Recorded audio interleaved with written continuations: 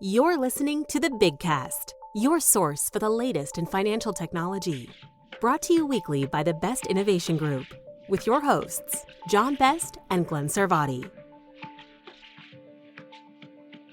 Hello, everyone, and welcome to this AI special edition of breaking news on the Big Cast.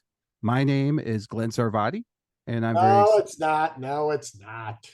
Oh, dang it. I keep mixing that up. Your AI engine is off again. My AI engine's off. Actually, that's funny. I'll get into that in a little bit. My name's John Best. I'm the CEO of Best Innovation Group. We do awesome things for credit unions and community banks and others. Come check us out at big-fintech.com. And with me is my partner in crime, and by crime I mean NFTs, Glen Sarvati. Hey, Glen. And we're going to get into that. And I can't believe I hadn't thought of this earlier. If anybody was watching the opening NFL football game on Thursday, talk about a marketing opportunity. I don't know if you saw, but the latest pitchman, Allen Iverson, also known as AI.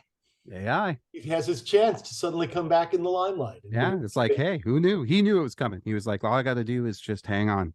I just got to hang on, and my day's coming. And even better yet, I hadn't thought about this. His other nickname was The Answer, which is what we're turning to AI for. So he fits in perfectly. Yeah. That's tough. It's popping up everywhere. Speaking of answers, you seem to be looking to a Squawk Box for one, as I saw on a little video that you sent me. Yeah, I'll tell that story. So I live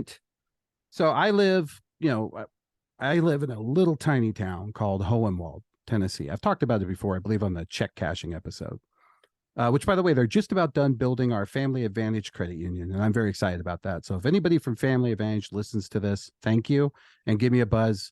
I'll be your spokesperson here in town. I thought you were going to say that they were just busy finishing up their next check cashing location. No, we have 4 of those already. We don't. Good. So you're counterbalancing. Wonderful. Yeah, we're getting closer. Yeah. So anyways, there's a Hardee's in town. It's the kind of place that has like a Hardee's, a Walmart, a Taco Bell, a McDonald's, a Burger King, and some other scattered restaurants. It's not super small, but it's not very big either. It's kind of northwest of Nashville.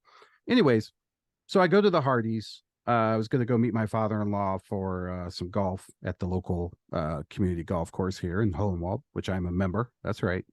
I'm a member of a golf club now, Glenn, just like all the other financial guys. The world has changed. And so I pull up through the drive-through, and I pull up, and I wasn't expecting this, and it goes in a very, very Siri voice. Well, the video's only 33 seconds, so let's just go ahead and play it for everybody. Good morning. I would like a super bacon combo. All right. What do you want to drink? I would like a large Diet Coke with ice. Okay. Would you like to add a cinnamon roll to your order? No. Can you tell me how many calories are in my meal? Okay. Powerade Mountain Black. I'm sorry, what was that? All right, so you got a taste for it. It was taking my order, and there was a sign on the drive-through, and the sign was telling you how to interact with the AI, which I thought was very interesting. So let me just read you kind of what the sign said, because I thought that was definitely one of the things. It says, ordering is easy. And there's a big kind of sideways red mark that says AI and training. And we'll have the video in the link so you can see this. Speak very clearly. Call items by their menu name. Say, that's it when you're done. Answer questions before ordering more items. And if you want to speak with a team member, you just say, or a human, you say team member. Or in the old days on the phone, representative. Agent, human. Yeah, I used to just start yelling out all those. And then at the bottom of it, which is something that caught a lot of people's attention online, because I posted this on YouTube, it says, we're hiring. Ask about job opportunities with a manager today. And it's interesting because it really is creating some of this communication. So if you heard in the video, at first I thought that someone inside was kind of joking. Like, I know my daughter used to work the drive-through. I'm pretty sure like she would have a British accent for a couple days a week. You get bored, you got to do something. I'm sure in LA you never talking to anybody that's not a struggling actor at the drive-through that's not, coming up with a new character. But anyways, so I asked it what the meaning of life was. Now, if you think you're speaking to an AI, especially in these early days, what way you can somewhat set it off track is to ask it the meaning of life. And it's a very common sort of first prompt, not really a prompt, but a first request of AI when people are testing out AI models. And so I asked it the meaning of AI, and it said, not too big, not too small, but just right. And then it said, your order is, and asked me Let's to get move back around. to business. That's right. All right, well, let's get back to business. So, but what was interesting about was a couple things. So let me just, Did they get the order right? Order was perfectly right, even to the point of, if you listen to the video, well, you just heard it.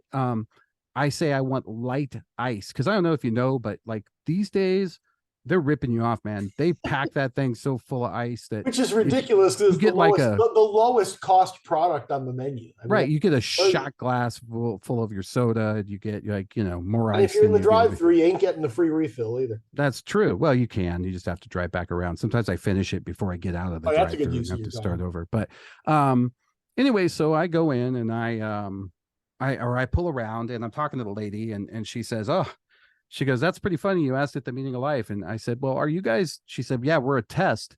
I said, "But it says you're hiring. I know people are going to ask about this." And she said, "We can't get people to do these jobs. We're not hiring for anybody to be a drive-through person. We're trying to find cooks. We're trying to find, managers. We can't find anybody that wants to do these jobs." And so it's this interesting sort of push and pull between these two concepts of, because a lot of people on the in the comments, I got some really good comments off those videos. I'll have to share a couple of them with you. One of them was pretty funny. But anyways, in the comments on these videos, or one of them, what they said was, well, if they'd use that money to hire a bunch of, if they'd use that money to hire, people, that would be better. And it's like, show me the people.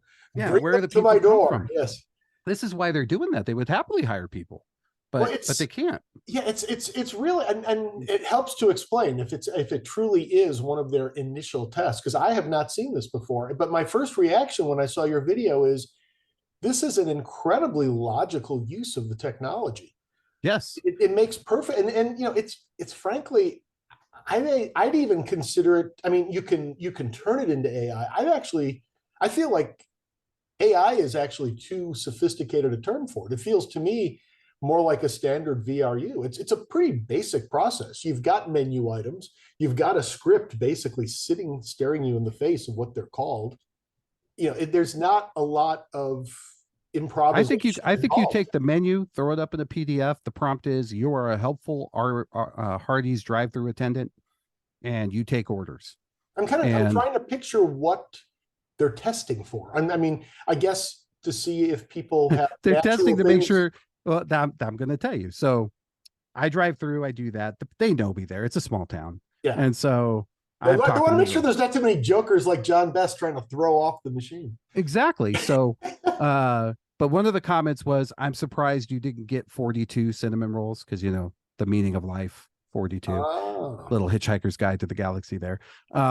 Another person said, I would be in the second time through. So I did go back and I went through again. And this time I asked it for the meaning of life, and it told me, I don't answer questions like that. So obviously they're monitoring it and they saw it.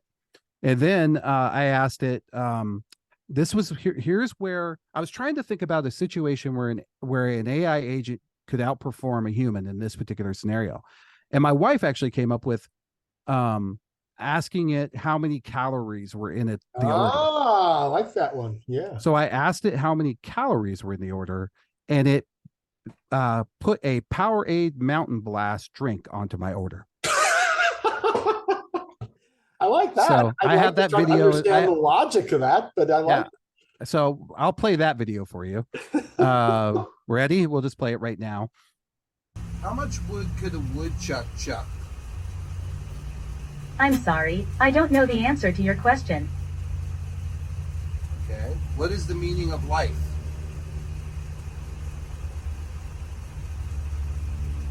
I'm sorry, I don't know the answer to your question. Interesting. All right, well, thank you. That's it. One moment while I get your total.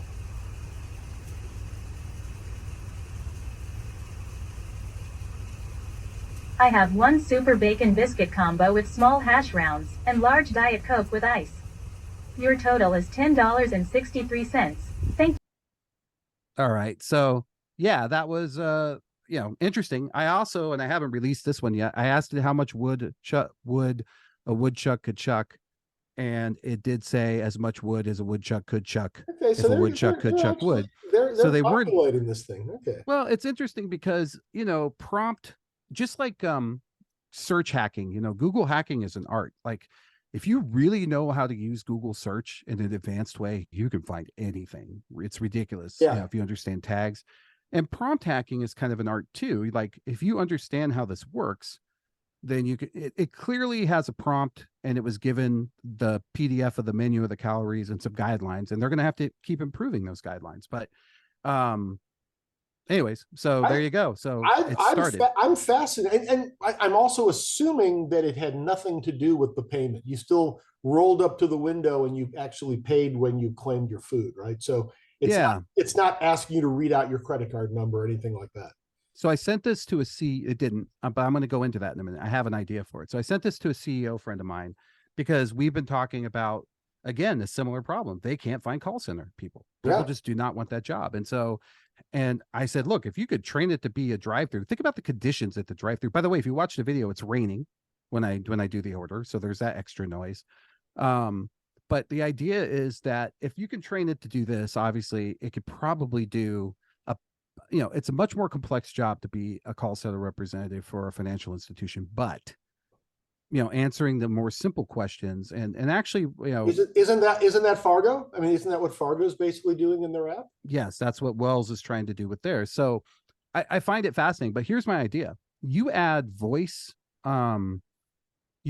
recognition into this, and then it could say, oh, hi, John, welcome back. I know your credit card. And oh, by the way, do you want your usual Thursday morning order? Yeah, I kind of do. Okay, well, pull around, and that's now we're back to the conversations we've had before about Alexa and voice banking, and then you roll in some of our friends at the Illuma AI and folks like that who are doing the recognition, and yeah, like you say, you pre-clear someone with their voice.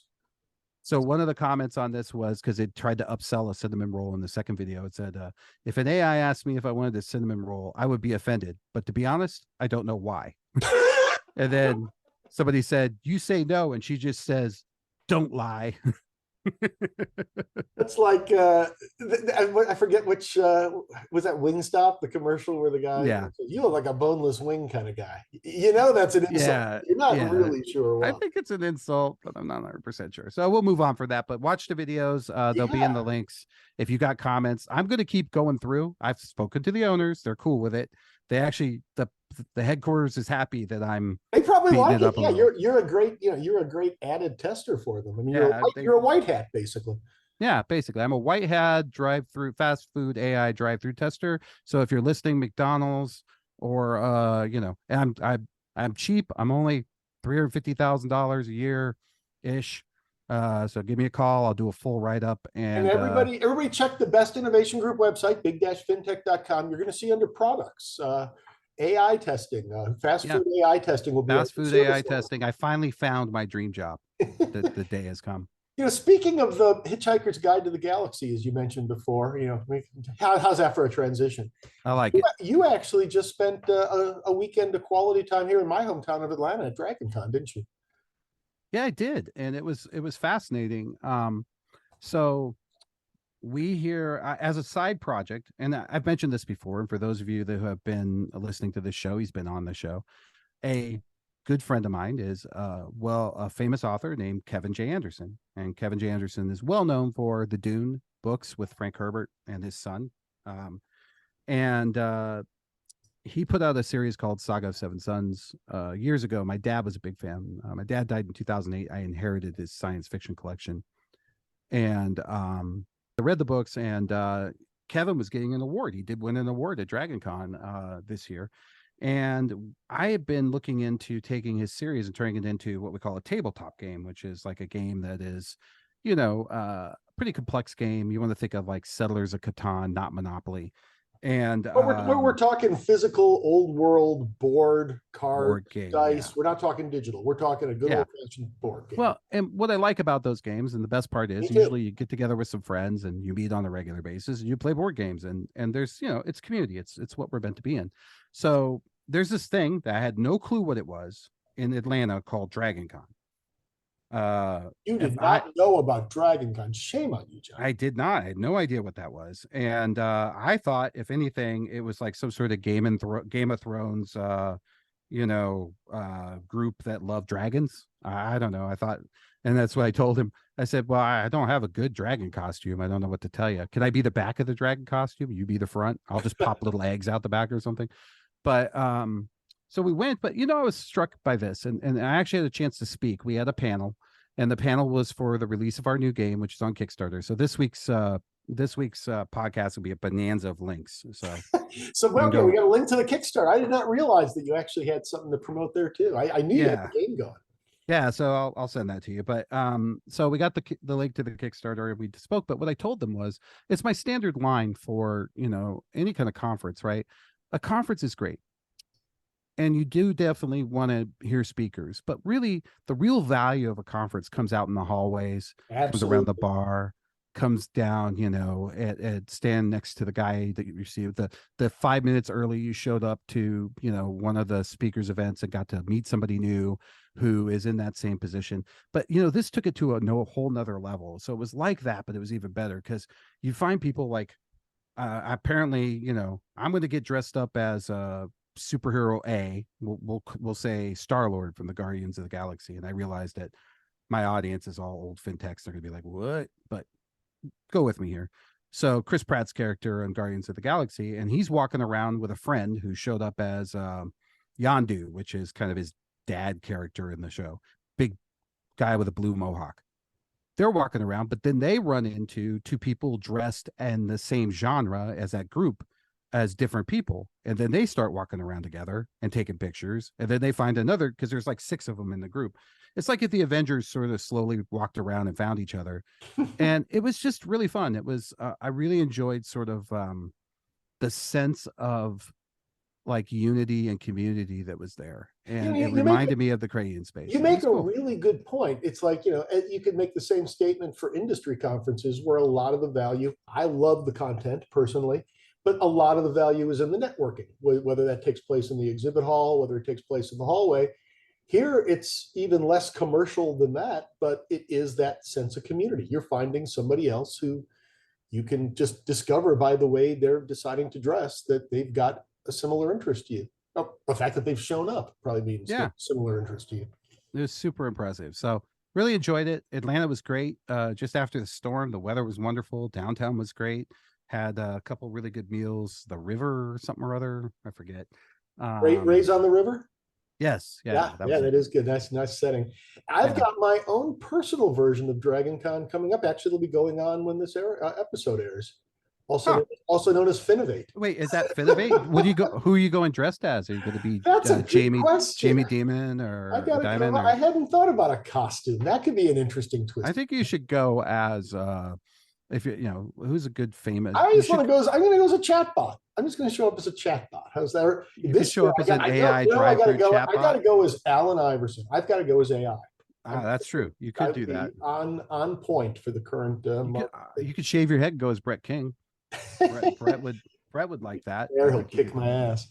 But no, I'm looking forward to it. I always love Finovate, and that'll be next week episode. We'll be coming back with some of our favorites, and we'll be talking to them there. And whether or not those are amongst our most popular episodes when you recap a Finovate, because you're doing a great service for those of us that can't go. Yeah, exactly. And you do a fantastic job of it, Glenn. I appreciate that. I mean, and whether they're best of show or not, I got about a 50% hit rate that the ones I like are also the ones the audience does. And I wouldn't want it any other way. I think it's more interesting. If we all had group thinking like the exact same ones, it'd be no fun.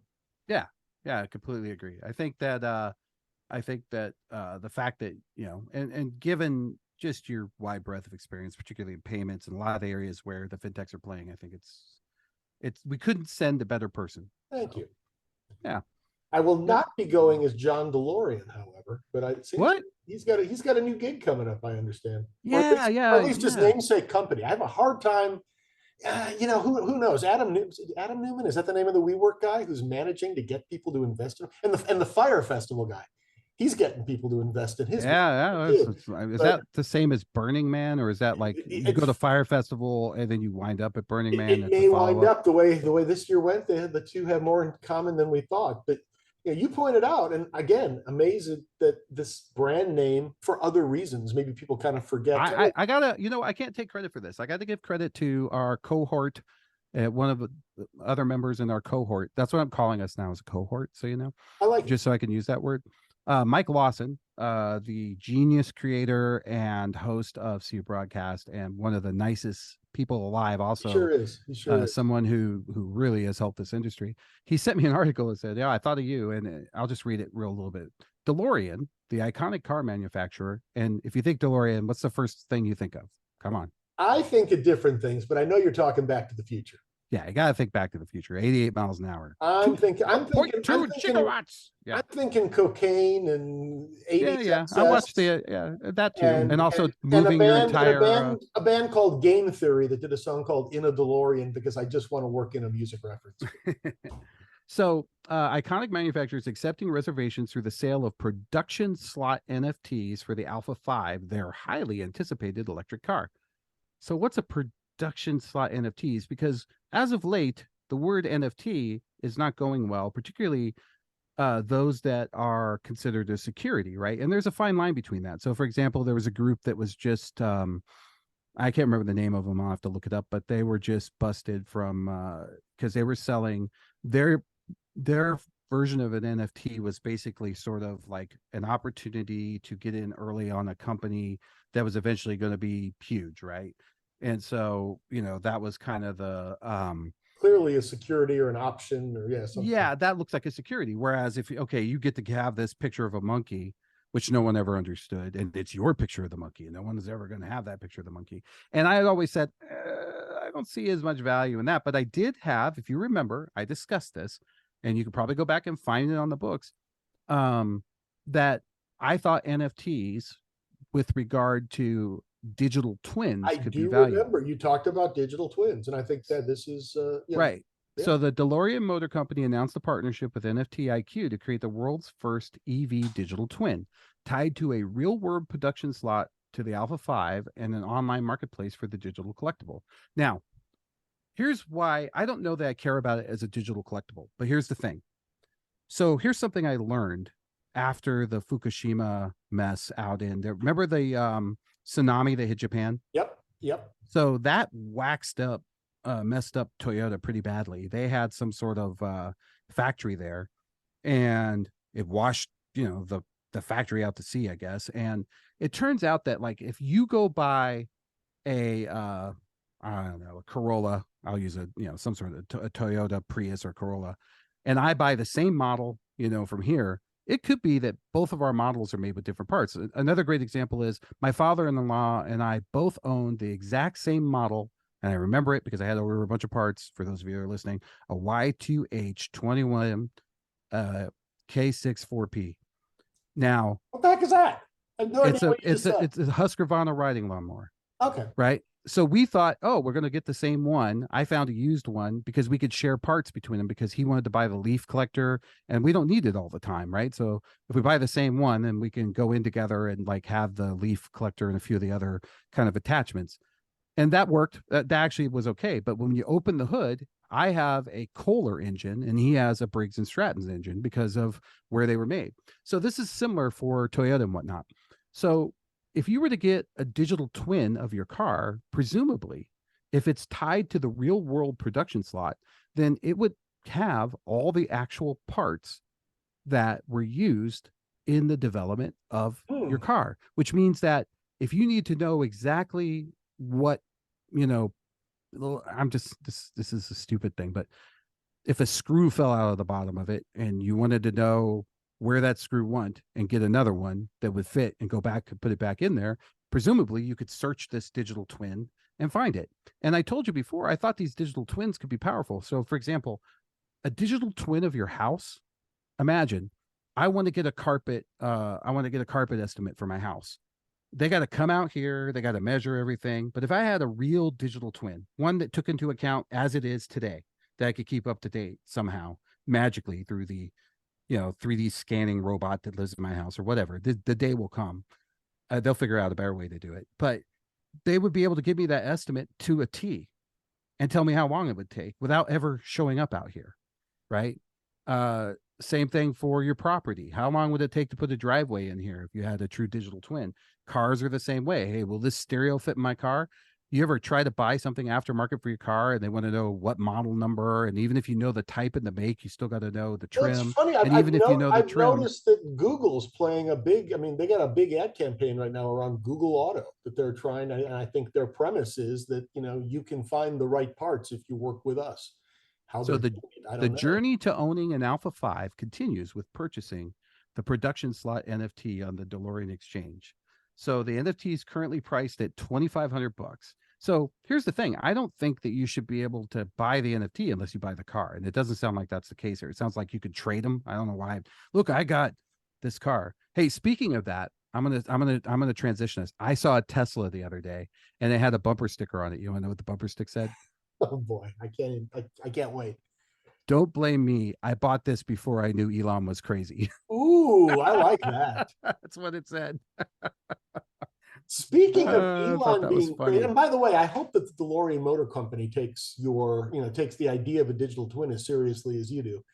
I'm telling you, I could send it to my mechanic and he could put it on his screen and look and go, yeah.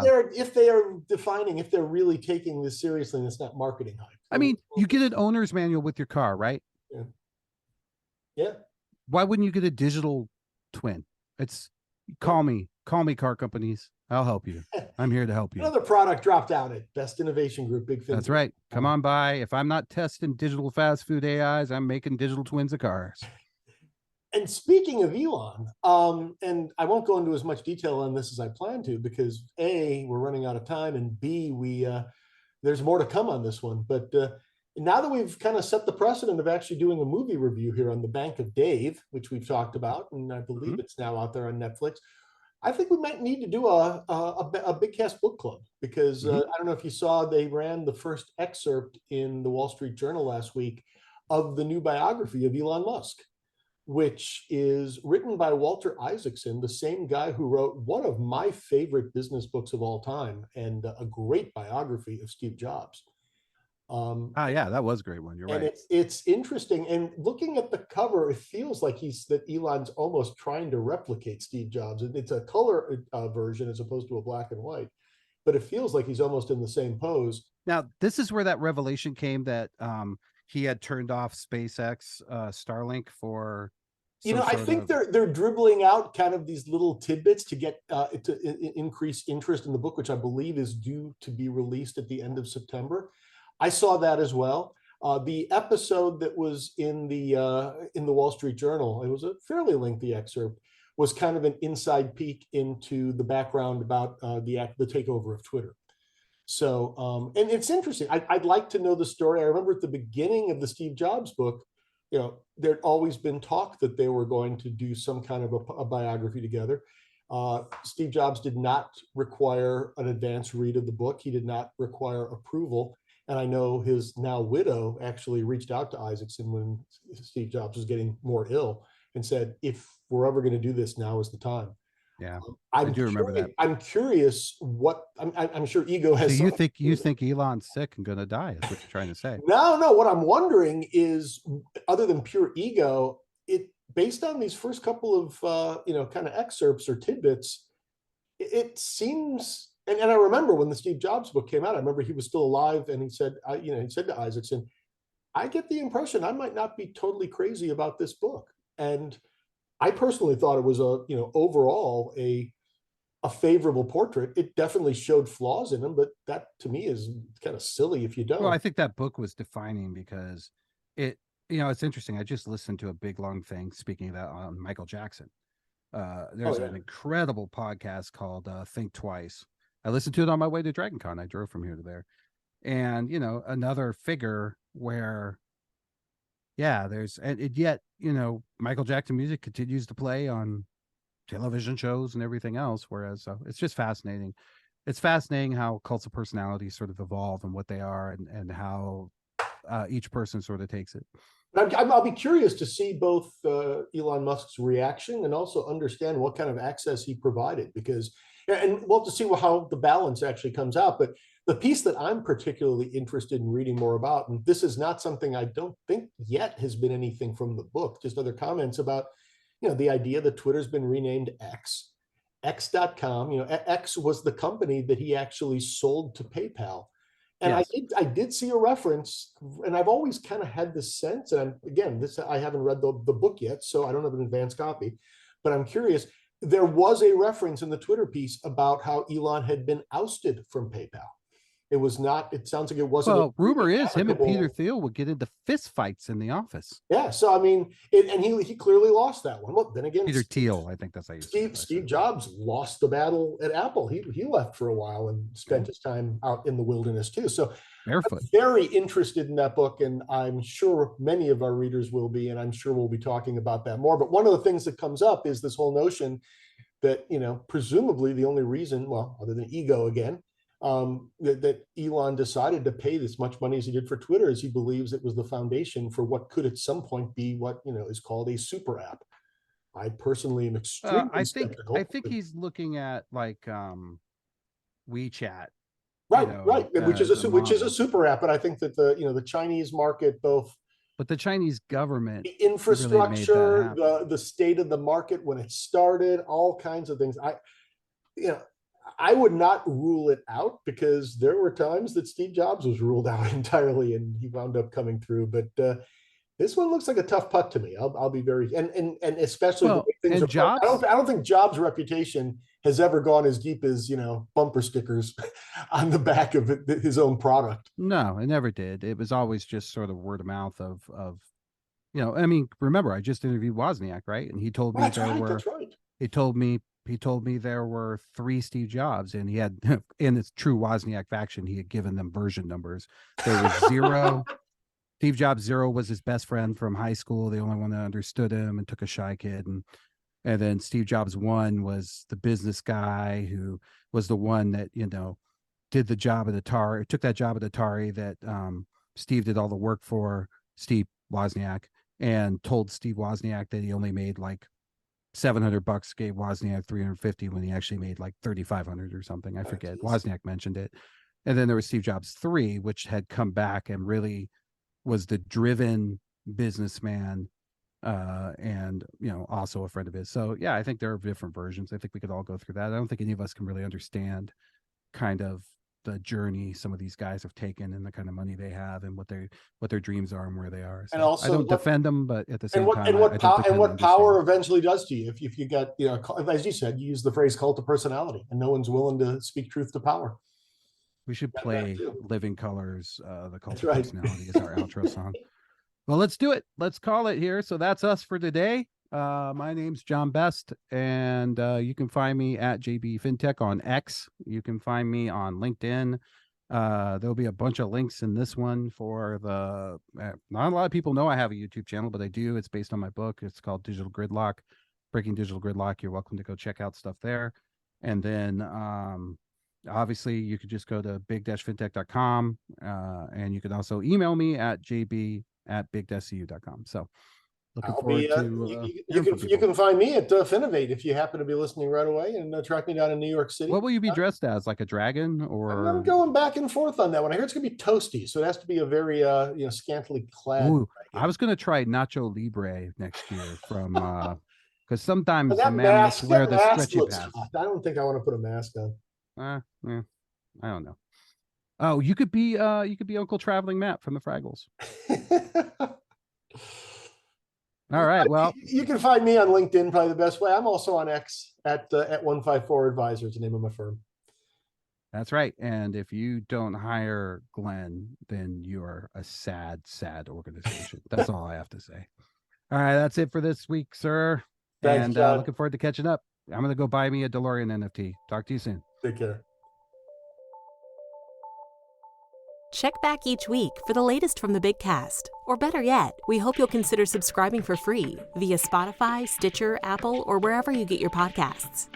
If you have questions or comments, we'd love to hear from you. Tweet us at Big FinTech, email info@big-fintech.com, or visit us at big-fintech.com and click on the Media tab, where you can post a comment or check out our archive of hundreds of past episodes. See you next week.